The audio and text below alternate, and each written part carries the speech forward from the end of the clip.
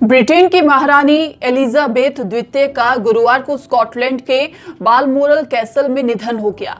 96 साल की उम्र में उन्होंने दुनिया को अलविदा कह दिया। एलिजाबेथ, जिन्होंने इस साल सिंहासन पर 70 साल पूरे किए, ब्रिटिश इतिहास में सबसे उम्र दराज और सबसे लंबे समय तक राज करने वाली सम्राट थी। सितंबर 2015 में उन्होंने अपनी परदादी रानी विक्टोरिया को पीछे छोड़ दिया, जिन्होंने 63 साल और 7 महीने तक शासन किया। अपने समय और पहले के कई राजघरानों की तरह एलिजाबेथ कभी भी स्कूल नहीं गई।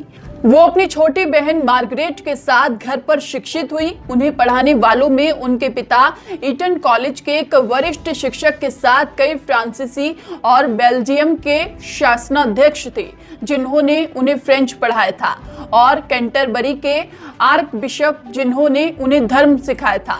एलिजाबेथ अपने पिता और अपने दादा दोनों की बहुत लाडली थी। 6 बरस की उम्र में घुड़सवारी सीखते वक्त उन्होंने अपने उस्ताद से कहा कि वो गांव में रहने वाली लड़की बनना चाहती है और ढेर सारे घोड़े और कुत्ते पालना चाहती है। यही वजह थी कि उनके पास 30 से अधिक पालतू कुत्ते थे, जिन्हें रॉयल कोर्गिस के नाम से जाना जाता था।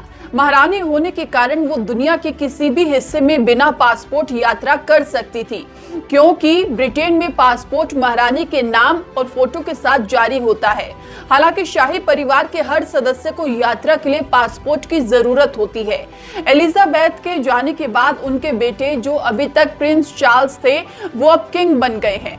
73 साल के चार्ल्स ब्रिटेन, ऑस्ट्रेलिया, कनाडा और न्यूजीलैंड 15 देशों के भी प्रमुख बन गए हैं। चार्ल्स के सिंहासन पर बैठने के साथ ब्रिटेन और उसके बाहर जीवन के कई पहलू बदल जाएंगे। इसका अर्थ यह है कि राष्ट्रगान से लेकर नोट, सिक्के, टिकट, पोस्ट बॉक्स और पासपोर्ट तक में बदलाव आ जाएंगे। मुद्रा और प्रतीक चिन्ह पर उनके पुतले को भी नए राजा के पुतले से बदल दिया जाएगा। ब्रिटेन और दुनिया भर में सिक्कों और बैंक नोटों पर नए सम्राट का पुतला दिखना शुरू हो जाएगा। इसके अलावा पुलिस के हेलमेट पर लगे प्रतीक चिन्ह भी बदल जाएंगे। पूरे ब्रिटेन और व्यापक राष्ट्रमंडल क्षेत्रों में संस्थानों के नाम में भी परिवर्तन हो जाएगा। महारानी के निधन के बाद उनकी संपत्ति को लेकर चर्चाएं जारी है।